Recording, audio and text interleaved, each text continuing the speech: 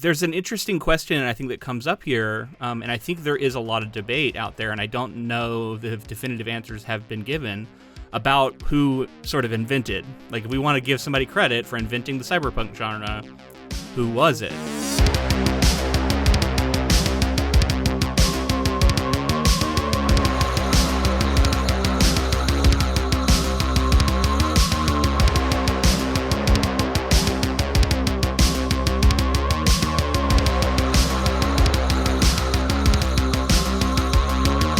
Welcome, friends, to episode 365 of the Ink to Film podcast, where we read the book and then see the movie. I'm writer Luke Elliott. And I'm filmmaker James Bailey. And this week we discuss Volume 1 of Katsuhiro Otomo's 1982 manga series, Akira. So here we are in the world of manga and animation, something that we're both fans of, but I would say you have maybe even more of a history with than I do. And also, you're just getting back from a trip to Japan. So I think this actually kind of works out well, where maybe you'll be able to have a little more cultural insight now that you've actually been to the country. So I'll be curious to hear about that and if that affects anything with your experience here. But yeah, I guess right out of the way, I'll just say that I've never seen the anime. And so this is my very first experience with it. I've of course, like, seen some iconic images from it. And like, I know about the motorcycle and like that kind of stuff. But like, I don't really know what it's about other than it's a cyberpunk story. So I'm coming in very new to it. We've only read volume 1 of 6, so we're just kind of setting foot into the world of Akira. But I'm excited to do it, man. This is my world here, man. I'm so excited to talk about this. Very steeped in it, just because like I've seen the film so many times, never read the manga. And so far, while the story feels very similar, it's very different from the movie. So like I'm getting a lot out of that. But yeah, I mean, just generally, like, it's one of my favorite mediums as far as like reading manga. I like comics quite a bit too, but manga, really anime was my sort of gateway into this world. But like watching anime in the 90s and the 2000s, I've continued to be a massive anime fan, and reading manga is just like the next step in that, where like when you catch up in an anime that's ongoing and there are manga chapters that kind of go further, you jump over the manga, and that got me reading manga and read tons of adapted and unadapted manga at this point. And then, yeah, just culturally love a lot of Japan, studied the language, just got back from a 3-week trip in Japan for my honeymoon. It feels like a great time to cover this, and I guess that's a good reason and time to say this was a patron selected project. Yep. So it's cool that the patrons were doing me a solid and putting me into like this really comfortable, fun space. And I mean, like, I tore through that first volume and I just wanted to keep going, and I'm so excited. This anime specifically, the film is like, I mean, the stuff of legend. The kind of, it like was one of the major things that like introduced me to the world of anime, like that, and like your early, like, you know, Gundam, Yu Yu Hakusho, Dragon Ball type stuff. Really were like the entryway, I think, for a lot of Western audiences, but for me specifically. And this film was like that, like, mature, just like crazy way that anime can be so much more than just like, say, something that appeals to, you know, adolescence. And I think that's what I remember a lot about this. And I haven't seen the film in quite some time, maybe like, I don't know, since we started the podcast, I would say. But we've been talking about some live action adaptation that's possibly being made, and it's been on and off in terms of production, like pre-production and everything. And a bunch of Taika Waititi was connected at one point. But Otomo in general, what I know of Otomo is like a lot of my favorite mangaka point to Otomo and Akira as like huge influences. And like, so it's going to be so fun to really get to do like the deep dive on this one. Yeah, you said it, man. You know, shout out to the patrons who chose this. Also, we had some listeners who were kind enough to give me a heads up that this is a long one. Volume 1 itself is like nearly 400 pages, and there's 6 volumes out there for the entire run of the series. And so there was a little bit of logistical work that needed to be done to figure out like how we're going to tackle it. And because of that, we decided we're going to split this out into 3 weeks instead of our typical 2, which we usually do for the Patreon projects. And all that does is that means that Akira is our Christmas project, because we're not going to do like a dedicated Christmas project this year. So hopefully everyone's good with like celebrating Akira in the holidays at the same time. I think the holidays in Akira make perfect sense. Okay. I think that there's plenty. I mean, I just want to cover a great film or a great story in general around Christmas. So I think that works out well for me. Again, thank you, patrons. I mean, it's a weird thing to say because they've had us cover so many fun ones, but like this is one that I've been looking forward to so much. and I'm happy that we get to cover it now, especially like you said, like this Neo Tokyo that we get, this like 3033 or 2033 like post-apocalyptic Neo Tokyo, or is it 2019? I can't remember anymore, but futuristic from the 80s looking forward, nostalgic for an era that I didn't live through. You know, it's like 80s Japan. Look, it's just like so cool, and it's like reminiscent of that, and there's these like cool biker gangs, and like that's not a world I ever kind of lived in, but the impact of that, like so many of those like 90s anime had like these kind of punk anti-authority like protagonists, and it's fun to see like this may have been a major reference or major influence on that. For sure. And he said as much. I did a ton of research into what I could while trying not to spoil myself on like what happens later in the series. So I'm trying to sort of keep that separate. And so speaking of the different volumes, how we're going to do this is we're just doing volume 1 this week. We'll be doing volume 2 and 3 next week, though. So that means this week we're going to focus a little more on bio and like the production history of this. Volume 2 and 3 we'll combo together, do those next week. And then from what I understand, the anime basically covers the events of the first 3 volumes with like a little bit of stuff from some later volumes, but mostly volumes 1 through 3. So whatever that little bit of stuff is, we won't have read. And I think that includes like maybe the very ending from what I was reading somewhere. Again, I'm trying not to spoil myself, so I'm trying to tread very carefully. What I think that, yes, maybe people might be frustrated that we're not like reading the entire thing, but it will kind of preserve a little bit of something for the film too, which is kind of nice. Like there might be some final notes that aren't in the manga that we'll get in the anime, so I can look forward to that. And this is one of those interesting examples that we get every now and then where the creator, Katsuhiro Otomo, is both the person who wrote the series, drew the series, and then also created the anime. So is really the creative force behind all of this. I was getting ready to like look up like all these different people. I mean, there are people who are involved and helped along the way, but like this is one of those where you can really point to one person and say like this is his creation. And so I just think that's really cool and admirable. And that's how we're gonna do it. So hopefully you guys are along for the ride. It's so interesting when someone like this comes along, because it's like you have to have such a strength of vision that you convince people financing all this other stuff to go along with it. And like obviously like if you're a proven artist that you know returns money or whatever, or creates great stuff, people are like fast to get behind that. But at the same time, manga in Japan has had like different waves, obviously. Yeah, I was seeing this guy's considered one of the people in the new wave movement. Yeah. And so like you have, especially like they're very segmented in terms of like audiences as well.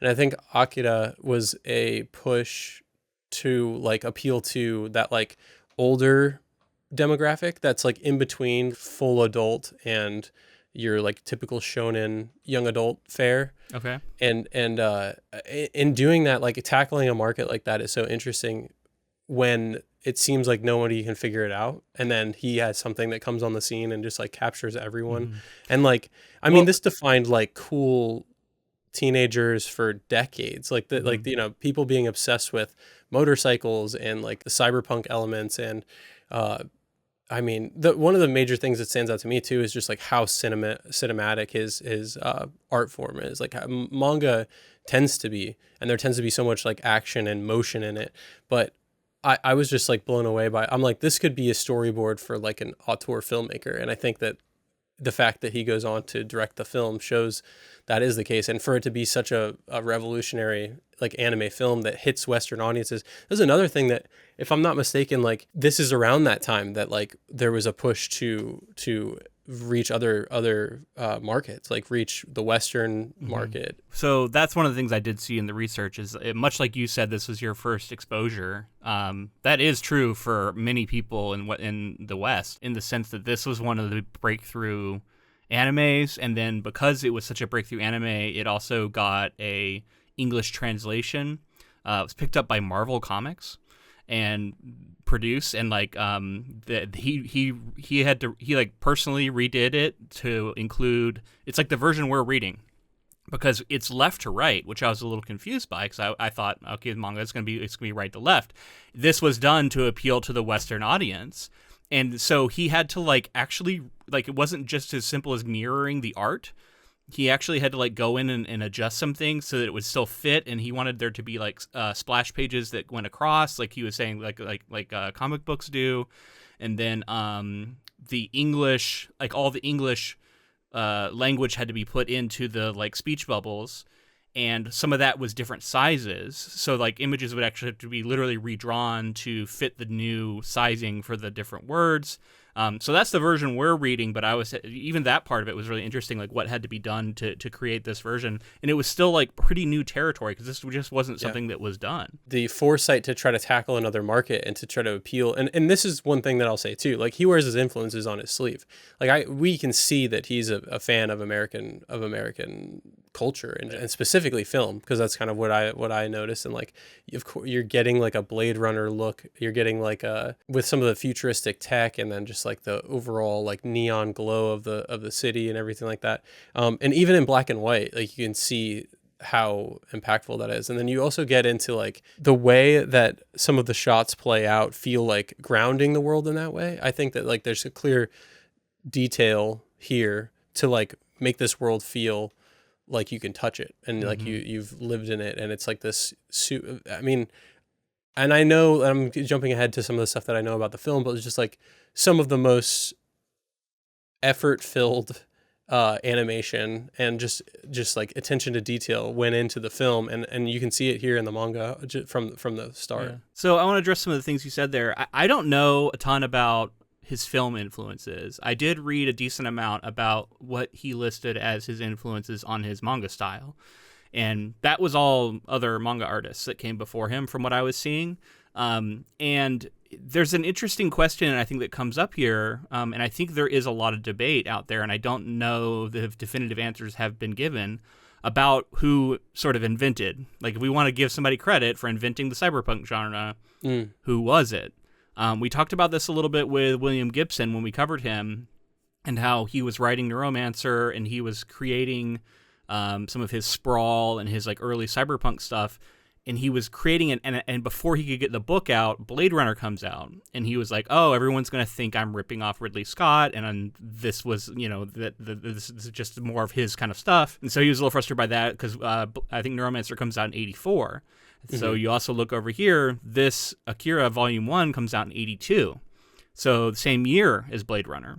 Yeah. So this Volume 1 comes out at the same time. So it's also in Japan versus in the West. So the idea that he could be super influenced by that seems very unlikely. So it's like there was this simultaneous kind of rising of this genre. And maybe there are other influences going back, like we could talk about Philip K. Dick, and I'm sure there are many others. And like, are these guys all kind of working off some similar stuff? Is it more just like where the world's at culturally and where tech's at, that these ideas start coming together and this sort of aesthetic takes hold? And then this becomes, so like we talk about Neuromancer and Blade Runner for the West, Akira is the one that people point to for like Cowboy Bebop, point to for Ghost in the Shell, and all those creators point to Akira and say that was our influence. That was why we wanted to do this. And so you get these kind of like two things that rise up in parallel. And nowadays we look at it as like, oh, of course, there's so much crossover between what's going on in Japan and what's going on here, but I think back in the 80s that it just wasn't the case, and it's kind of hard for us to think about. But there's no internet, like things have to get over here, and it takes a long time, and you have to be translated into English, and the idea that there's this like very quick exchange of information going on between these two cultures is just not really possible. So it's really interesting to think about like who did what first, and I'm sure there are people who have very strong opinions about it, but I don't know. At least from what I'm seeing, I can't really like make heads or tails of who came up with what first. I can't point to who came up with it first. I'm sure there's historians out there that would know better than me, but I will jump in on a couple of things there. So first thing is the like cross-pollination of Japanese and American culture has been going on like since post World War II, and like America stayed with a heavy presence in Japan. Yeah, that's true. A lot of Americans would be there. Yeah, that makes sense. And from my experience and just what I know of Japanese culture, Japan loves American culture, and they love like 50s, 60s, like post-war culture that was like huge. And then there was like this mutual exchange of financial sort of backing for things like American and Japanese ventures put together, and like Japan getting loans from Americans and American companies, and this sort of like this buildup of Japan. And there was this quick, because you think like the 40s or late 40s to 50s up till this story comes out was like the 80s, and there's this huge boom, and like Tokyo was like devastated after World War II, and they had to rebuild Tokyo and all these places.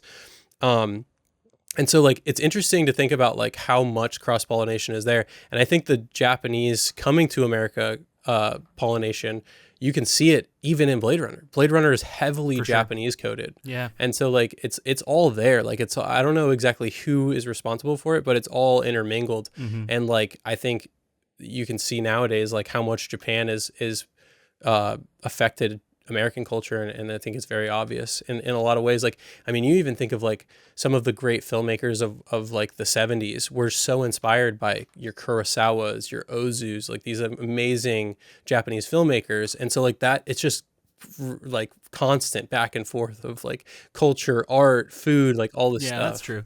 So there is more crossover maybe than I was giving it credit for, but then it is also just funny because I feel like every one of these guys has a vested interest in like saying they were the first. Sure. So they're all going to be like, oh no, I never read that. I never saw that. I came up with it on my own. And like maybe 2 out of 3 of them, it's completely truthful, but like, is somebody not telling the complete truth, or maybe they forgot, you know what I mean? Like this very human thing. Like you saw something, don't remember it. I don't know, but it's just interesting. Maybe it was just parallel thinking kind of thing happening.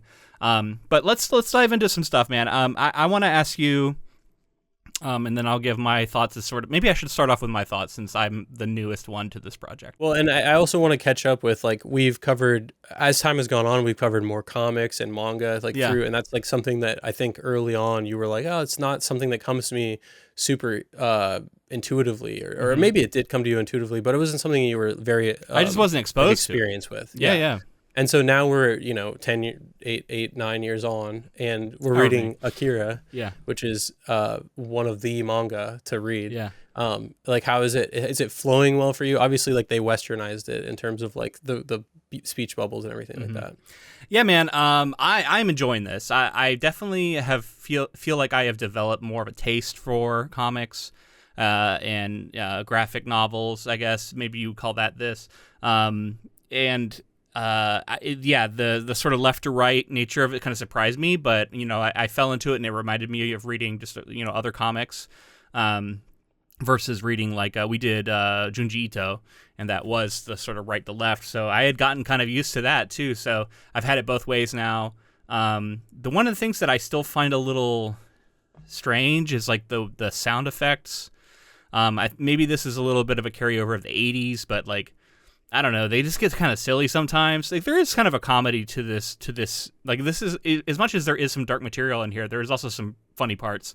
And some of the sound effects are a bit cartoony and kind of silly to me. In the way there's like onomatopoetic writing, like thwack and like things like that, but like with extra A's, and like, the way they do the vrooms of the motorcycles, and like it's real big text, and like it still does kind of trigger a little bit of like, this is a little almost cringy. Yeah, like 60s Batman, where like it triggers a little bit of that. But I think I am getting acclimated to it, and I can sense that like the more you encounter this, the more it actually almost plays in your head as the sound effect, and you kind of don't even see it as this word. You're like, now, and I just kind of hear something. Like I just like look at this and let it make a sound in my head. So like I look at the vroom and I just think of like the sound of a motorcycle. And I don't like look at the word as much as I'm hearing the sound. And I guess maybe that's the idea, like really trying to evoke kind of sound effects in your head. And so that all works for me. And like I think it's getting better. And then like I thought this was a really propulsive read. And I was kind of validated when I was reading some of the research and him talking about like one of his goals was to try and write this anime this manga using as few words as possible. And that comes across because like a lot of the art and a lot of those pages have very little written on them. Maybe it is a few sound effects, maybe it's just a couple lines here or there. But this is like the polar opposite of like someone like Alan Moore, who has like these huge blocks of text where you feel like more like you're almost reading a novel. And I don't know that I like one or the other better, but it does create this sort of breakneck pace. And that was by design too, from what I was reading. He's like, one of the reasons he wanted to have such few words is he wanted it to be a really propulsive read that keeps you turning pages quickly. And then every now and then you kind of like pause on an image to really take it in. But like his idea was this would be read fast. And he thought that would make it really approachable. And also I think it kind of thematically works with like guys racing around on motorcycles, right? Like it feels very quick. And so even though this was a 400-page manga to get through, I agree. I thought I was kind of astounded how quickly I was turning pages and I was getting through it. And I kept thinking like, am I going too fast? Do I need to slow down? Am I not like properly like appreciating all the details? So I kept trying to slow down and like look at everything thoroughly. But even doing that, I felt like this was a really fast-paced read. And we'll get to the plot here of the first volume because it feels like we're just kind of starting to get into the story. But even though there was a lot of material covered in here, it went quick and it was an enjoyable read for me so far. Yeah, I'm glad to hear that. Certain manga are known for being like just dense with text. And like some manga can kind of trick you into that too. Like you're starting out and everything's flowing really quickly. And then as things get more complex, one major one is like in your shonen, when they get like the power system just gets so complex that it's just like, explain this, and like how this is happening. And it can be a lot, I think, for readers who aren't accustomed to that. But yeah, this story, it's so funny to talk about it, knowing kind of the whole breadth of the film. You think that Akira is about, a punk group of like, rascal teens on their motorcycles. And that's what pulls you in. And it's not about that. It kind of is about that because it's cool to look at. It's cool to look at. And so far it's about that. Yeah.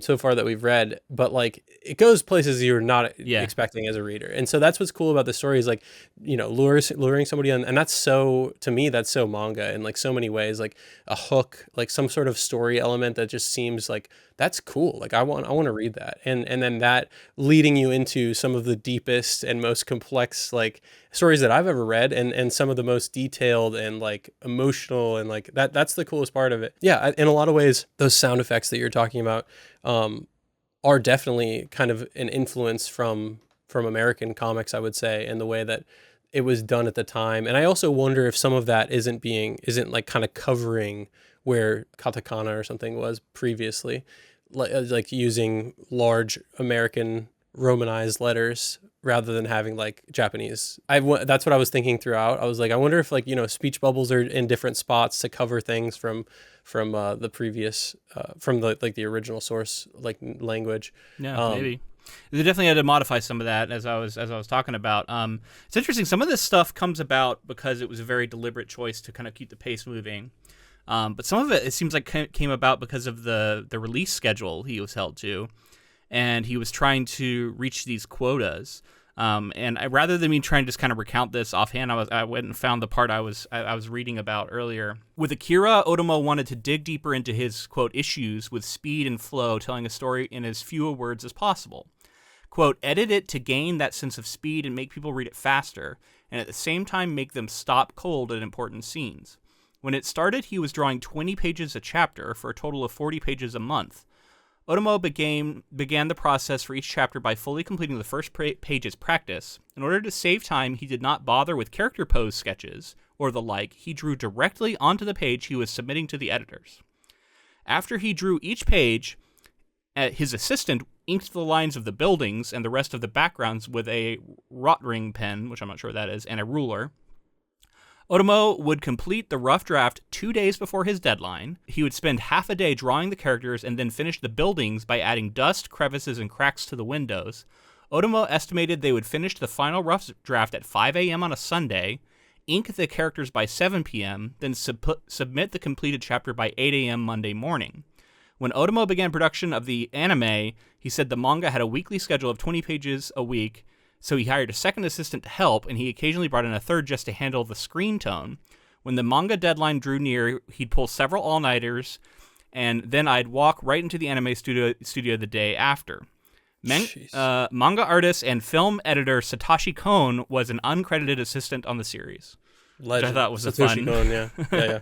Fun little detail there. So yeah, there's a breakneck pace at which he's producing this, which I think also adds that there's like another reason to keep the pace moving quick, because he's like, I got to get this done.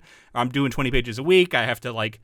He's not even drawing like anything. He's not drawing character poses and stuff beforehand. He's drawing directly onto the page. It's going to be submitted. That was wild when I read that. So, this industry is notorious for just like killing mangaka, legitimately causing health concerns. Yeah, and I've like, heard that. Yeah, it's really, really bad. And like, good example is like Ichiro Oda, who's been writing One Piece almost nonstop for 25 years now. Right, like, writes the story, draws characters along with assistants, shades, all that stuff, gets all that done.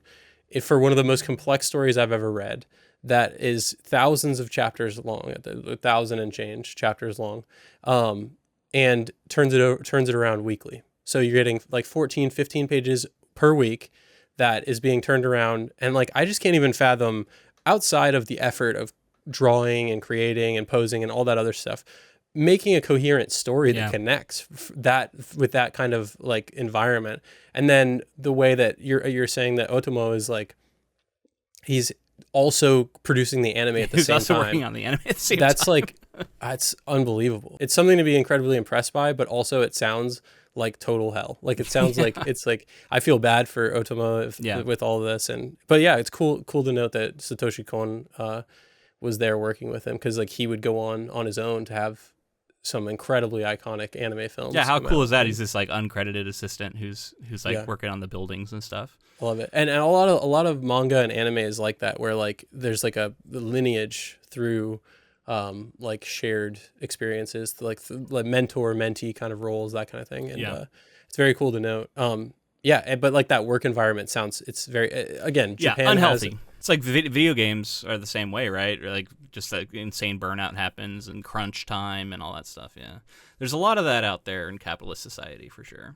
Yeah, which is why I'm for waiting longer for chapters if we need to. And like people like Togashi who did Yu Yu Hakusho and is still somehow continuing to do Hunter x Hunter, is like every now and then just takes like an indefinite hiatus and then comes back and is faced with that schedule with health concerns and then right back to a hiatus. And like, I don't blame someone like that. Like I there's a lot of people that can be toxic in fandoms and stuff, but I'm like, live your life, get the story out when you can. And like, I'll be happy to read it. And so all of that also just reminds me that I was also noticing that it felt like he was conveying scenes as quickly as possible.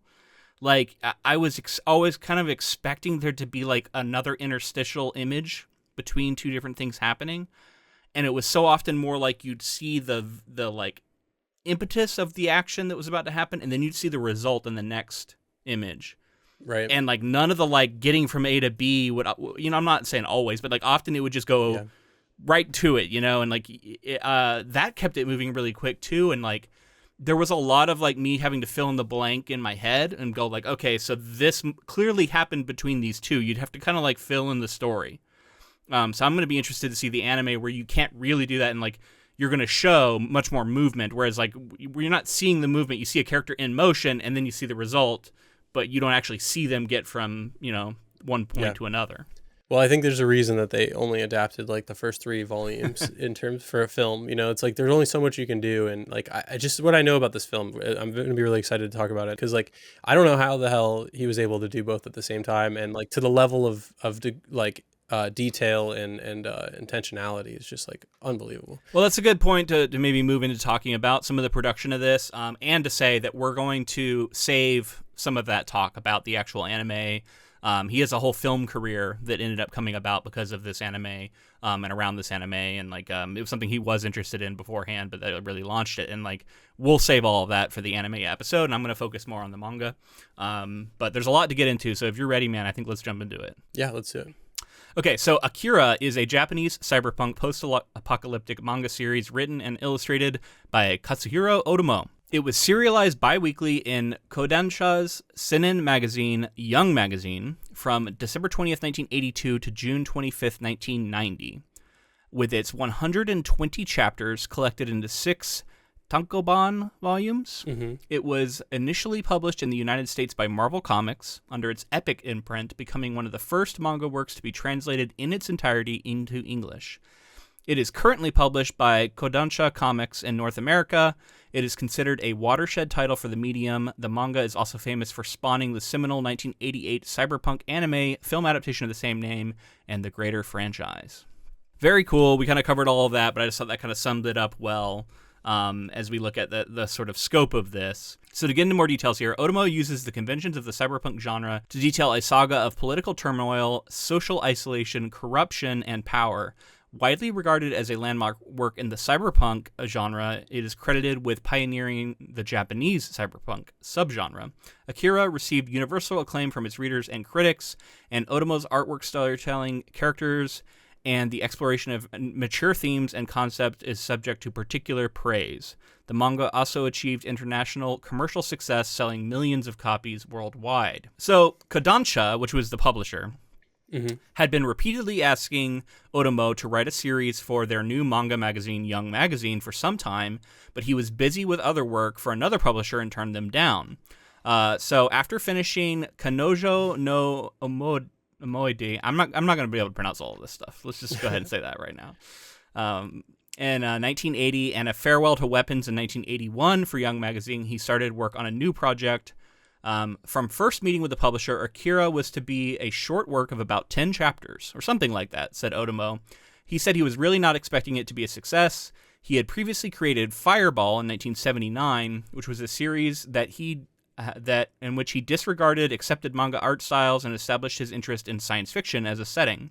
Fireball anticipated a number of plots in Akira, with its story of young freedom fighters trying to rescue the group's older brother who was being used in a government psychic experiment, with older brother eventually unleashing a destructive fireball of energy. The story may have drawn inspiration from Alfred Bester's 1953 novel, The Demolished Man. I haven't heard of that. So Otomo used a science fiction setting again the following year in Domu, which won several awards and became a bestseller. He then began his most ambitious work to date with Akira. So I think let's bounce over and talk a little bit about Otomo before that. That's kind of leading up to the publication of Akira. But let's talk about him a little bit as a person. He was born in 1954, and he rose to prominence as a pioneer founder of the New Wave movement in the 1970s. He is best known as the creator of Akira and both the original manga and the film adaptation. 2005, he was decorated as a chevalier of the French Ordre des Arts des Lettres, promoted the officer in the order in 2014. He became the fourth manga artist ever inducted into the American Eisner Award Hall of Fame in 2012. He is celebrated in Japan and has been awarded the Purple Medal of Honor from the national government in 2013. In addition, he later received a Winsor McKay Award at the 41st Annie Awards in 2014, and in 2015, the Grand Prix de la Ville, I cannot say that, it's something in French, the first manga artist to receive that award. So, tons of awards. I mean, I was just seeing them throughout all of this. I'm not going to list all of them, but incredibly decorated and younger than I thought, born in 54. So at the time, I guess that's what noteworthy. Like, he starts writing this when he's like in his late 20s. Yeah. Early life, he was born in Tomei and Miyagi Prefecture and grew up in the Tomei district. He said that living in the very rural Tohoku region left him with nothing to do as a child, so he read a lot of manga.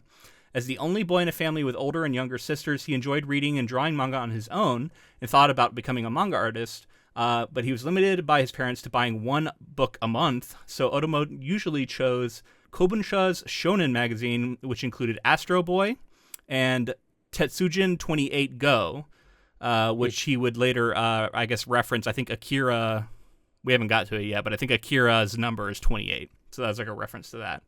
He would take that series and he would copy the drawings while he was in elementary school. So that was like his early beginning to draw mangas. He was copying the drawings themselves as early as elementary school. So however, he said it was reading How to Draw Manga. There's a book by Shotaro Ishinomori.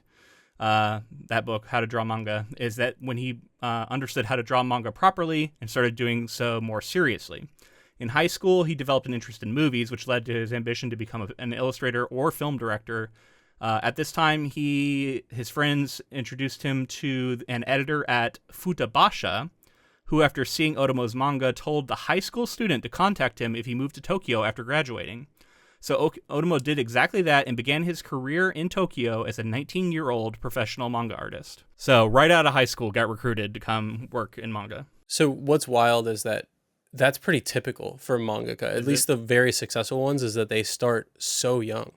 Like 20. So 19 is a little abnormal, I would say, but like, some of the biggest mangaka ever have started their biggest series ever that ran for decades, or at least a decade, in their 20s. And it's just wild that they get done and they're like, yeah, I don't know how much more I have in me because of how brutal this the time crunch can be on some of this stuff. But in general, like even Ichiro Oda, like I said, that One Piece has been going for like 25 years, I think, right at 25, maybe a little more. Wow. And he started when he was like 20, so he's probably 45 to 50. And like, one of the richest men in Japan, I would assume, with one of the largest impact as far as manga. I mean, the highest selling manga ever. And in terms of comics, like it's getting to the point where it's rivaling Batman and Superman in terms of like copies sold. But like knowing that he would eventually go to Tokyo is cool too, because it's like, this isn't someone who's from Tokyo, and Tokyo is like, that's the biggest city in the world. Other provinces. Yeah. Tokyo is the biggest population of any city in the world. And so like to go from a rural area and then go to Tokyo and then draw this Neo Tokyo that's like clearly got, and there's so much like cool technology in Tokyo, as well as just tradition in general. Like there's shrines and like there's this cool blend. But to see this Neo Tokyo is like this like bombed out Tokyo that's been rebuilt. I think there's no way that he's not commenting on this idea that Tokyo was rebuilt in like the 60s, 70s, and 80s. Yeah. So I'm about to get to that, actually. You're right on. So due to a lack of planning, Otomo had to hastily end Fireball with the finale he wanted, but stated, "You could say that Akira was born from the frustration I had about that time." Not wanting to repeat what happened with that manga, he had the basic plot of Akira outlined from the start of a 2-page synopsis, and he predicted he would finish in 6 months. However, just like what happened with Domu, new ideas and problems immediately came up, and he expanded the story gradually as he wrote. The manga series Tetsujin 28 Go had a particular influence on Akira, as Otomo wanted to pay homage to the children's manga. He explained that the grand plot of Akira is about the ultimate weapon developed during wartime and found in a more peaceful era. So the accidents and stories develop around that ultimate weapon. If you know Tetsujin 28 Go, then this is the same overall plot. With Akira, Otomo wanted to depict the later Showa period, including preparations for the Olympics, the rapid economic growth, and the student protests of the 1960s. I wanted to recreate the assorted elements that built this era and craft an exciting story that would seem believable enough in reality. Otomo said that while there had been a post-apocalyptic works before, he could not think of one that depicted an apocalypse in the middle of the story, and wanted to do that with Akira. Mark Schilling would report that Otomo has cited the influence from the 1977 live-action film Star Wars on this series. So there you go. There's a little bit of a Western influence. Absolutely, yeah. Which is funny because then he's so influenced by like Akira Kurosawa, right? Totally. Yeah. Cross-pollination back and forth. Yeah, back and forth. Yeah, so just like this idea of this like kind of more rural kid dreaming about manga and then moving to Tokyo, writing a story about Tokyo, and kind of grappling with like some of the psychological stuff it's just like to have seen that kind of devastation, not that he lived through it, but to be seeing like the kind of societal ramifications of that as time goes on, and how society is being built back up, and like there's these tragedies and these horrors in the past. And like, how do you go on? And then like the threat is looming, and obviously like this story is World War III has already happened. And like, there's this idea of this, we hear this looming talk of Akira, like as far as we've gotten in this so far, we don't know. I was definitely surprised to hear them talk about the Olympics. Like we're going to have the Olympics, and like apparently that's a big thing because that was a thing that happened in Japan. Like they were going to host the Olympics, and there was a lot of talk about, I guess people were opposed to it and some people were for it. And so he liked the idea of playing with that again. And there was actually a funny thing I read about how apparently in 2020, when they were going to have the Olympics in Tokyo, there was a whole committee that had put together a whole thing about Akira to be like a big part of the opening ceremonies. And the Olympic opening ceremonies got delayed because of COVID. Because of COVID. Yeah. And when they got delayed, they scrapped it. And ended up going a different direction. And one of the reasons they scrapped it is because it was felt that Akira as a work was actually anti-Olympics. And so it was a little weird having them be a part of the Olympic ceremony, because it was like, it was a little too ironic. It's like anti-big government or something, I guess, to an extent. Like, it's I don't know. Again, I haven't read the story or seen the movie, so this is just what I was reading. But they were like, it's considered like not the most, I guess, complimentary of the Olympics or something. So it was like, maybe we shouldn't do this as part of the Olympics. It was maybe a little too weird to use it in that way. What we know so far in Volume 1 is like they are planning to use this like Olympics. First of all, it's the bombed out remnants. Yeah. Like where the bomb hit is where they want to where they're going to put the Olympics. Yeah. And then they have like a secret government like facility underground that is going to have some sort of effect on it. Yeah. So I guess that like nefarious side to it may have been what the Olympics was responding to in some way. Maybe. There's a bunch of stories in Japan that obviously are like metaphors for some of the crazy stuff, like the bombs being dropped specifically. Like Godzilla, I think, is very clearly like a reaction to like post World War II, after like bombings and like atomic radiation and atomic power in general, and that's why Godzilla has some things like that. It's interesting to see, like, as decades go on, you get sort of more, I mean, nuance, I guess, looks at like where society is bent to, and like what like hyper industrialism in terms of like building up a city that quickly, like where that leaves people, and how like there's like a history of like, I don't know, like you're seeing kids grow up in a world and like almost like reacting to that. And that's what I always felt from Akira, is like World War III has happened in this story, and they're like, seemingly like nothing matters to these kids, and they're just like kind of like looking for a sense of meaning. Like they're like going around in like gangs, they're kind of finding meaning in like violence. You're touching on something I was reading in some of the critical response to this. So like Jinny Kwok Wa Lao wrote in Multiple Modernities that Akira is, quote, a direct outgrowth of war and post-war experiences. She argues that Otomo grounds the work in recent Japanese history and culture, using the atomic bombing of Japan in World War II, alongside the economic resurgence and issues relating to overcrowding as inspirations and underlying issues. Thematically, the work centers on the nature of youth to rebel against authority, control methods, community building, and the transformation experienced in adolescent passage. The latter is best represented by the work of morphing experienced by characters. Another critic, Susan Napier, identified this morphing and metamorphosis as a factor. She marks this work as postmodern, a genre which suggests that identity is in constant fluctuation.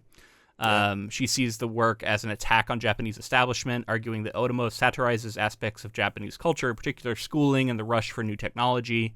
Akira's central image of characters aimlessly roaming the streets on motorbikes is seen to represent the futility of the quest for self-knowledge. The work also focuses on loss, and all characters in some form orphaned or having no sense of history. The landscapes depicted are ruinous, with old Tokyo represented only by a dark crater. The nihilistic nature of the work is felt by Napier to tie to a wider theme of pessimism present in the Japanese fantasy literature of the 1980s. So, yeah, you're touching on some stuff that some critics are saying, man. I was going to say that is the eloquent way that I meant to say everything that I was saying. Like, they pretty much nailed what I was getting at, like this, because it does feel like equal parts, like getting out, you see this, like these futuristic motorcycles, and you're like, this is so cool. And then you start to kind of dig more into it, even in that first chapter where like they drive to the edge of the they almost road, fall right off like the road into the crater. And you're like it's just, things start to feel like almost like futile, like what is a cool motorcycle worth if you're just like driving around in some hellscape? It's just like a diversion, right? Or like a thrill. You're just seeking thrills. And yet, like, you can understand like a kid or like a teenager latching onto that kind of stuff, and that being important. And then you see obviously the growth of the character. I'm sure you've already picked up on a lot of that, of Kaneda, because he's like this street punk that clearly like seems like he means well, but then like, and seems like maybe his heart's in the right place, but makes like, weird advances at women, and like, Yeah. is like all for like the gang. He like all he cares about is his people and his gang, which is like to an extent, Yeah, like he's definitely protect your a own and punk, like a everything. punk, right? And Yeah, I think Otomo was saying that like he, both for him and Tetsuo, he said it was just like all he had to do was put himself in the mindset of himself at that age, and he felt like sure. he could get to both of those characters. So apparently, this was just also kind of him writing about his own youth. So I want to talk a little bit about some of the English publication stuff because I think it is interesting considering we're English. But then we're going to get into plot here because we want to keep this episode moving. So Otomo and Kodansha's Yasumasa Shimizu, so is a publisher who he worked with, visited New York City in 1983. So this is very early on in the run of this manga, to meet with Archie Goodwin of Marvel Comics. Who had seen Akira and wanted to publish it in America. So he had just seen the manga. The anime wouldn't be out for another 7 years, right? Shimizu said that Kodansha had received offers from many other publishers, including the newly established Viz Media, but Otomo chose Goodwin because he was really close to French artists that Otomo was a fan of. Otomo did not want Akira to be seen as, quote, some strange thing from Japan, leading to a meticulous, now, quote, unimaginable process of altering the art and coloring it to make it accessible to American audiences. Because Japanese manga is read right to left, the artwork had to be flipped and read the other way, but the process was not as simple as mirroring. Backgrounds had to be redone in order to remove the Japanese sound effects and reshape the word balloons to fit the Roman alphabet. So Otomo went in and made substantial retouches and adjustments that are specific to the American version. So he's doing this at the same time he's like creating it still, because this all has to be at the same time. Yeah. Again, this is a level of detail. Like he cared about getting the story out and believed in it so much. And that's just like such an impressive feat to be like, I know that this is going to impact universally, you know what I mean? Like to say this will definitely hit in the West, and you could say like maybe some of it because of the influence and some of the cross pollination, but it's just impressive that like he's like a trailblazer. Like and this. Apparently, so the way that he did some of the coloring was also revolutionary. The Japanese manga is largely black and white, but it was decided to fully color the artwork in the English version of Akira to match most American and European comics, which is interesting because the version we have is back into black and white, maybe trying to be more authentic to what it originally looked like. I think it could be. Yeah, I think we got a little bit of color like at the very start. Yeah. Yeah. I've always felt that like while you can find like fan colorized versions of manga and stuff like that, but like in the example of like one that I usually point to, like Berserk, is meant to be read in black and white. And I think like there oftentimes like that bleak black and white, like the contrast and everything that's like can be built into that is underrated. Like I think people are like, oh, I want to read it in color, and I can understand why when an American audience would like respond well to that. So they did the coloring. The coloring was done by Steve Oliff, who was handpicked for the role by Otomo after being introduced by Goodwin. Otomo sent Oliff illustrations that he colored with markers as samples. Oliff had received slides from the anime film adaptation of Akira to use as reference. At one point, Otomo visited Oliff in Point Arena, California, and worked alongside him for several days. But after the first 5 or 6 issues, Oliff said he was given free rein. Oliff persuaded Marvel to use computer coloring. The coloring was more subtle than that seen before and far beyond the capabilities of Japanese technology of the time. It played an important part in Akira's success in Western markets and revolutionized the way comics were colorized. Coloring lasted from 1988 to 1994, being delayed by Otomo's work on Steam Boy. Akira was the first comic in the world to be colored digitally using computers. Its release in color led to the widespread adoption of computer coloring in comics, and Oliff's work on Akira earned him 3 consecutive Harvey Awards for Best Colorist, 1990 and 1992, and the first Eisner Award for Best Coloring in 1992. So I just thought it was cool that it had this like big influence on like how comics would go on to be colored too. Yeah, I cannot speak, like this episode's already going to probably run longer than we want, but I have so many thoughts on like the meticulous and like the effort for the sake of the art and the story that I see in like so much Japanese cinema and just storytelling in general. I haven't read the colorized version, obviously. I've only read this black and white. I didn't read the manga before. But the color in the film, absolutely. Like it's so iconic for the time. It's pushing boundaries, and it's always doing it in service of the story. And that's something that's always like I've found to be like I mean, that's part of that attention to detail that I think every filmmaker would hope that they had Yeah. an opportunity to push for. And he's like staying up all night and also creating a manga and doing all this at the And same also time. creating So an anime. yeah, Yeah, so there's a lot of stuff about legacy and like where this fits in like the overall legacy of anime and cyberpunk and so on and so forth. I think let's save some of that for next week when we kind of wrap up our talk on the manga. Let's now move into the plot so we can talk about what actually happens here in Volume 1. So Volume 1 is called Tetsuo. On December 6th of 1982, an apparent nuclear explosion destroys Tokyo and starts World War III. By 2019, a city called Neo-Tokyo has been built on artificial islands in Tokyo Bay. Although Neo-Tokyo is set to host the 32nd Olympic Games, the city is gripped by anti-government terrorism and gang violence.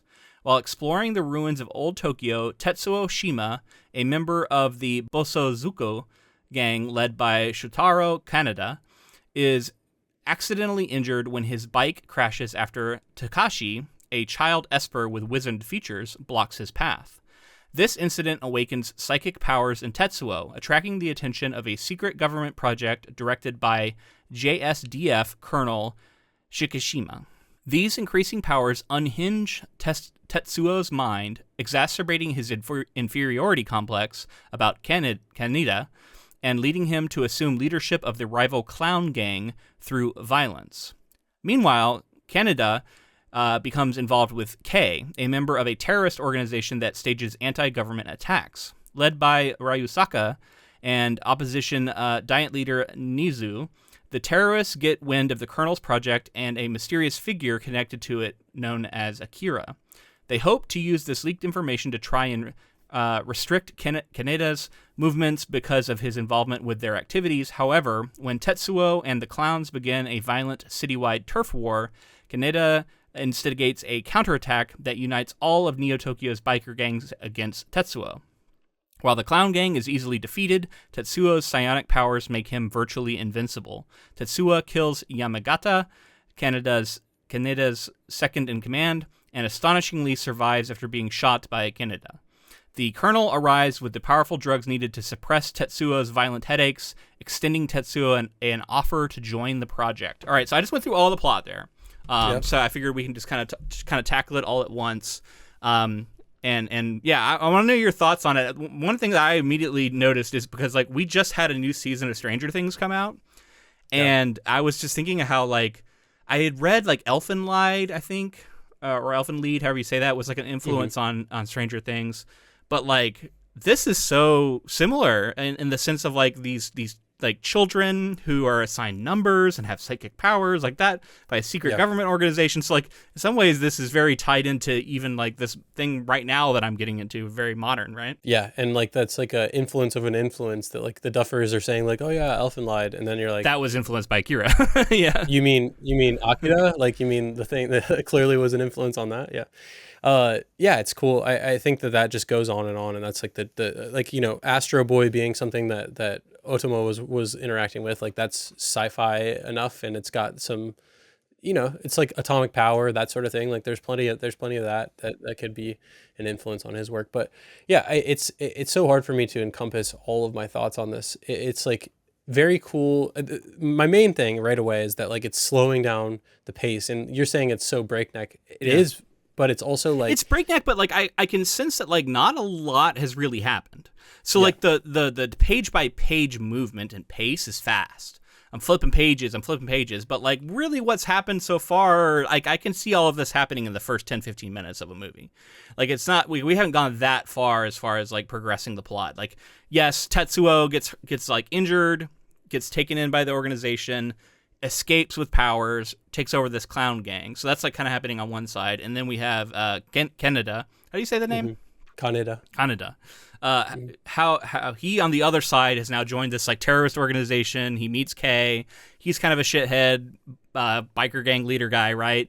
But like he's kind of learning a little bit about this gang, and like he doesn't really care at first, but maybe he's going to start to care over time. We'll see. And then he finds out that his like former friend is out and has now taken over this other gang and is like acting super violent, killing people. And he's like, I don't know what's up with that. So they like gather a bunch of the biker gangs to go confront him. And yeah it's just like shit's hitting the fan. Everybody's getting their heads exploded. and Yeah. this Tetsuo guy keeps getting headaches, in which the only thing that he can do to like tamp him down is to take like just an insane amount of drugs. He's just like taking entire stashes of drugs that these biker gangs have. And so there's definitely something interesting being said about like substance abuse and addiction and stuff here too, I think, right? Well, yeah, and just like that being prevalent in the young community, I think at the time. Also, like these espers are kind of mysterious. Obviously, Yeah, like they're not. I don't even know if we've got the term esper yet, but that's something that was revealed by the plot. But like, I don't know that they've said that term yet in Volume 1. Yeah, but they're kind of like ghosts. They like seem to like show Well, at least up one and of them. disappear. That one guy, he's able to like apparate. And then there's another guy who like, he's like in a like a floaty wheelchair kind of thing. He floats around, and then we've seen I think one other, which is this like wizened girl who looks very ill in this bed, who makes the prediction about Akira. And we keep hearing about Akira, and we haven't seen what it is. It seems like it's a who. We saw something. We did see this like yeah. big orb looking thing, and it's at the bottom of this, like they're descending down this like sideways elevator, which I've seen in like a bunch of stuff. Totally. And like Yeah, apparently I that thought that comes back too. to this. This is like one of the first times this has happened. I thought that. I was like, this is like a level from Sonic, from like a Sonic game I played decades Yeah, ago. or like it's in like Resident Evil 2 has like a whole sequence where you're on this like sideways elevator like that. And apparently it's in a bunch of stuff. And I think this was like the first time it was done. If this is the first one, that's awesome. Yeah, 'cause And, I thought the same thing. I was yeah. like, this is so like I've seen this 100 times. And then they have this thing where like it gets colder and colder the further you go down, to where it's like damn near or absolute zero. It's like 0.005 degrees Kelvin. So one of the things, just the thing that I like so far is that it's really fleshing out the story for me. It's really letting me like understand so much more of it than a film could, and I appreciate it for that. And I'm excited because I know now that like this is only a portion of the story. Like after we finish this project, I'm almost assuredly going to finish out the rest of the volumes. And, yeah, I do want to read the rest. Yeah. Maybe that would be a good like future bonus episode we could do. Is the final 3 volumes? Because I agree, like, from what I read, like it's kind of a whole nother story, to where like if they wanted to do it, it would almost need to be a sequel anime, which is interesting that hasn't been done. But that maybe it kind of ends in a similar space, so maybe that's why. But yeah, I'd definitely be curious to finish this out once we're all done. But with where we're at right now, like I just like there's some beats that are different, and like things are happening in different orders, and character motivations are changed, some character names are changed. Overall, I get the sense that the story is moving in a similar direction to the film. And like, I mean, the things that stand out to me are the small things, because like I kind of know where we're heading, but just like the I mean, I already mentioned it, but like how cinematic a lot of these panels look, the way that the flow, like action will flow you from one panel to the next, and like how that feels. So again, like very intuitive. I love like the aesthetic of this world. It's like, it's like destroyed but futuristic, and like these characters, like the way that they just ride around on their motorcycles constantly is like, I'm not even the kind of person, I don't really care about cars, I don't really care about like motorcycles and things like that, but like it's hard for me to not see like the cool factor in that, especially for like the 1980s, like thinking about it in that sense. And then to see like there's a resistance, there's clearly like an overreaching government, which we've been talking a lot about recently, in our fiction reading and also in the real world. And like it's like it's unfortunate that it's good because we have sort of like cautionary tales and stuff, but it's also unfortunate that this is like an ever-present thing, it feels like. It was funny because there was like a meeting with all these government officials, and they were talking about how expensive this Akira project has been. It's been like 30 years of funding, and we haven't seen any returns on it other than these like psychic kids that are just expensive, I guess, and haven't done a whole lot. And then like one guy is like very clearly like coded as being a like nerd. Like it's like, I would like to fund social programs, and the other guy's like, shut up, like, why are you always saying that, you know? And it's like, well, this is like the colonel guy. so the funny, colonel right? just like kind of tells them what's going to happen too. Yeah. So again, it's like maybe whatever this panel of experts or whoever they are, you know, federal workers, whatever they are, this colonel just comes like in and government tells them, officials or something, I don't know. yeah, he just comes in and tells it like it is. He's like, this is what we're doing, and well, he's like, you're going my a bunch way. of people are going to die if we cut funding. Yeah. Which, whether or not that's true, I don't know. But he's like, yeah, if you cut my funding, a bunch of people are going to die. And they're all like, okay, I guess we can't cut the funding. And so we can fund this giant base underground. And yeah, it's very mysterious, much like Stranger Things, right? Like, we don't know, like, what is the goal of this?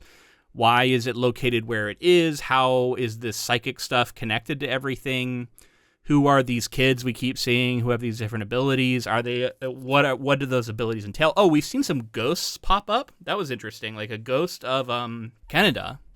He's like locked in a room, and Kay is outside, and she like turns, and I think it was Canada's ghost on fire was like walking down the hallway, and he like busts out and sees it, but then it just like disappears. And there's a couple times now we've seen some like ghost stuff happening. I think that's really cool, and like I'm not sure what to make of it so far. I'm really curious. I'm excited to like I hope that we learn more about Canada as a guy, because like right now he's kind of a blank slate for me. He's just this like leader of this gang, but like I don't know anything about him. Like I don't know his backstory, how he got to this point, what he cares about. Like I know very little about him. He's very wisecracky. He seems to be like kind of foolish and like he just like runs into this base, and he's like, I don't know, he just kind of, he's very like carefree, like I don't give a shit, I'm gonna like get shot at and run away, and like he doesn't want to die, but like he clearly doesn't care about like drawing attention to himself or anything. Like he's not very good at this, or at least he doesn't seem to care. So I don't know. I guess that's kind of appealing in a way. Like it's kind of fun, but like I really just don't know anything about him as a person. Yeah, I think it's like it's a typical like shonen kind of thing to have a like blank slate protagonist, especially one that like, you know, can have some significant growth. And you're seeing with this character like the things that he cares about so far that we know about: his motorcycle, his gang, and getting ladies and being chauvinistic. Yeah. I don't know, man. I feel like my bar is pretty low. For anime, as far as like for them to clear it and for me to be like, oh yeah, this one isn't that egregious, because there are some really fucking egregious ones out there. And as far as that compares, I was like, this isn't too bad. You're saying like fan service, like ecchi kind of stuff. Yeah, all that stuff, and like, or even just like rapey vibes. Like, I mean, even thinking about like the Ring book we read, like how much more egregious that one character was, and like so far, not too bad. I'll say so far, pleasantly surprised. Because like there was a moment where he kind of borderline sexually assaults Kay, but just kind of like starts to, and she like shoves him off, and then he has her gun, and so I think the implication is it was a ploy to get the gun from her. So in that sense, like you can kind of say like, oh, he was acting like he was like being rapey, but really he was trying to get the gun. I don't know. That makes it maybe slightly better for me. Yeah, because of the context. It's like a calculated. It's like a move to try and get free. You know what I mean? But again, it's like almost like because of the context of the time, because like that's like a normal-ish thing that a guy might try to do. Well, and then also like we're clearly developing potential romance between these two characters, so that's a weird place to start. Anyway, it wasn't like you said, it wasn't terrible, but it was something notable. Like he's kind of like he one way or the other, he's two-timing his like possibly pregnant girlfriend. That's like the nurse. Oh yeah, he does. Well, yeah, is she his girlfriend? He definitely has some sort of history with her. It seems like, Well, she seems to think so. Yeah, she seems to think so. Yeah. So anyway, that's the kind of person he is at the beginning of the story, and like we see him like protect his friends and like want to get vengeance for one of his friends at one point. And like you said, he just jumps in headfirst into every conflict and somehow like lucks his way through it. It seems like often. Yeah, he's very lucky. I thought like maybe I'm like, is this guy's superpower gonna be like freaking Matt Cawthon from Wheel of Time? Is he a lucky dude? Is that his superpower? Yeah. Like there's just like machine gun fire that misses him constantly, and like he's like joking about it and commenting about it. He'll get like caught by the cops or the army and like be cracking jokes and stuff. And I think there is something like fun about that. But it'll be interesting to like going forward to see like where that character ends up. Yeah, and I'm like, is there an in-world explanation for this, or is this just like how he is? Yeah, because he ultimately comes face to face with like this hyper powerful character. Yeah, this Tetsuo guy is really interesting. Like something's going on with his head, and it seems to be like partly his addiction is driving him to like seek, like it's like he wants relief, but also clearly there is like a high that seems to come over taking this medication. Makes him feel amazing, makes him feel powerful. So he's not only trying to avoid withdrawal, but he's also like seeking the power that he gets from this drug, and that's leading him to like greater and greater lengths and more violence, it seems like. Yeah. So definitely like addiction, like parallels and talk, like making commentary on that. And we see he like just so that how his powers are seemingly developing and becoming more, in my opinion, more powerful. You're getting like somebody who seemed to like follow Kaneda to now he's like opposing him and he's becoming like almost more violent and making these decisions. And it's like obviously like partially because of the drug, and then he's offered by the government to like come with the colonel and get endless drugs and be a weapon, it seems. Yeah, mysterious colonel figure who. What's going on with him, I don't know. I definitely feel like we're going to learn more about him in this whole project. This is just really scratching the surface of this thing, man. And one other thing I wanted to touch on is you were talking about like the kind of the style of this and the biker gang and the young teenagers. And one thing I saw that I thought was notable was that Otomo said that when he started his professional career in the 1970s, almost all manga was like Golgo 13, so it was all sports manga and had nothing to do with science fiction. Remembering how much he loved science fiction as a child, he wanted to recreate that kind of excitement. That was in part how something like Domu came about. There was no hard science fiction manga, so I wanted to change that and do something more realistic and believable. So describing his characterization style, he said that he first tried to draw and imitate very traditional manga-like art, such as Astro Boy. But by the time he was in high school, work by people like Tanadori Yuku and Yoshitaro Isaka was popular, so he wanted to create manga characters with this illustrative art style.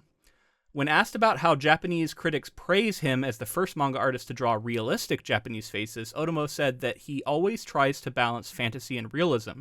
Depicting things too realistically actually damages the social realism of the piece, and if you go too far into the realm of fantasy, that hurts the imaginative ability. However, he said that the realism of his early works probably came from having used friends as character models, and French cartoonist Mobius, who is known as the first realistic character designer, is often cited as one of Otomo's biggest influences. Otomo is considered to be one of the artists of the new wave in manga in the late 1970s and 80s, especially due to his visual innovation. So I thought that was just cool, like him talking about all these different influences he had on like how he drew his characters, and I didn't realize that like this balance between realism and fantastical looking characters, that he was so famous for this like particular blend, and he kind of like innovated it. It seems like he was clearly influenced by others, but like he is well known and praised for this. I mean, that's amazing. I don't know that I would have, again, I don't know all of the history of Japan and the manga, but like I didn't know that he was the one who like created it and made it more popular, just because like I would have assumed that there was plenty of people playing in that space. And it is cool to see like different styles sort of like shoot off. Like you have like your Araki, Araki does like JoJo's Bizarre Adventure, and like he goes from like a traditional kind of like 80s era, like Fist of the North Star, Dragon Ball kind of look, and then eventually develops into like this like really intricate like posing and influenced by like French like fashion and all this stuff. And like his work has been like featured in the Louvre, and it's like gets to the point where it's like almost not even, it doesn't look like anime so much anymore. And like I like that, like, or manga, and I like that it, like artists can play in that space. And it sounds like the way he thinks about it is like it's like a dial, and if you go too far into realism, then you don't have enough room for like imagination. That was a cool way to put it. It is interesting. And I think like you can see that in the way that like anime has kind of remained for the most part of a certain style since really Akira. Like you think of like the 80s, like you think of like Gundam and all that stuff that goes still now. Although I will say this does feel more realistically drawn than I would say a lot of modern anime looks to me.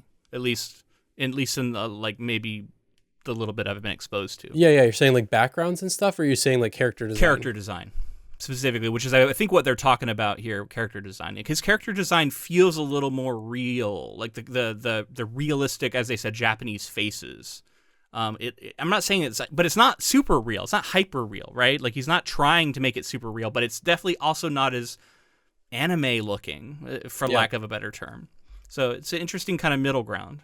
I would say for like your typical, like when people think of anime, the first thing that pops in their mind is going to be like big eyes and like exaggerated expressions, that sort of thing. But like there's definitely like Makoto Shinkai, like there's a lot of artists that are definitely playing in the realism space. For sure. I'm talking broadly, stereotypically. But it's notable too that you say like there is a line, because it's not hyper photorealistic. It's still like an anime twist to it. And so like that's cool that if he sort of innovated and created that. Yeah. All right, man. So I think let's leave volume 1. Let's leave Akira for now. We're going to come back next week for volume 2's 2 and 3, and then we'll do the following week with the anime. I'm really excited about this project, man, and I hope our listeners are too. If you are listening to us, make sure to leave us a rating and review on whatever app you chose to listen on. Let us know if you're enjoying this. And if you're on YouTube, make sure to like the video, subscribe to our channel, and leave us a comment down below. Let us know your experience with Akira. Did you read the manga? Have you read the manga at all? When did you first see the anime? Like, I'm just really curious, man. I'm someone new to it, so don't spoil anything. But like, I'm just excited, and I want to hear people's enthusiasm for this project. Yeah, and I just want to talk to people about this kind of stuff because I love it. So I'm excited. This is like I said, this is like a great time for this to be hitting, and also I'm just really excited to like have such a fun project to kind of wrap up the year here. If you would like to, be sure to connect with us on social media. We're on Facebook, Instagram, Blue Sky, TikTok, all of those at Ink to Film, and we're on basically every other social media platform as well. We do also have a Discord channel. If you'd like to join our Discord channel, just let us know. Any of those social media platforms, reach out to us. We'll send you an invite. You can get into that channel. It's like sort of a small community, but we have a lot of fun on there and chat about different projects and about episodes and stuff. So definitely join us. Speaking of Patreon, this was a Patreon selection. The way that you can influence future projects down the road is to join our Patreon, patreon.com/inktofilm. You also get bonus episodes on there. We mentioned maybe doing, volume 4, 5, and 6 later on. We're going to be doing the other version of The Running Man, which is a project we just did, and we'll be releasing that on Patreon. So we'd love to have your support over on Patreon for as little as $2 a month. And you really help us keep the project going and keep this, podcast going, and we'd really appreciate it. And thank you to Ross Bugden for the use of our intro and outro music. All right, man, that's going to be it for this week. Excited to get back to Akira, man. 2 more weeks, and then we'll be on to Last Looks, which is our, if you're new here, it's our end of the year kind of retrospective we do. It's always a lot of fun, kind of a more casual episode where we just look back at all the stuff we covered. And I'm already starting to think ahead to that, and I think it's going to be a fun one this year. So it's crazy. The holidays are here. It's Christmas time, and we're doing Akira. Yeah, I mean, like I said, I just can't wait to cover more of this story. I can't wait to kind of get the full picture of Akira and just generally spend all my time reading manga and watching anime for the Sounds like a good way to do the holiday season. All right, until next time. Keep adapting.